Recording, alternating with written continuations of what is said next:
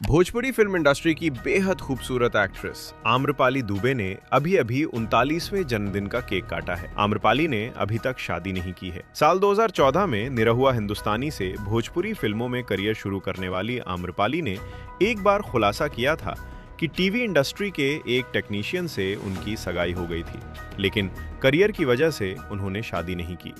उन्होंने ये भी माना कि उन्हें इसका पछतावा भी है। हालांकि भोजपुरी एक्टर निरहुआ यानी दिनेश लाल यादव से उनके रिश्ते को लेकर भी खबरें आती रहती है। दोनों की जोड़ी को सुपरहिट कहा जाता है।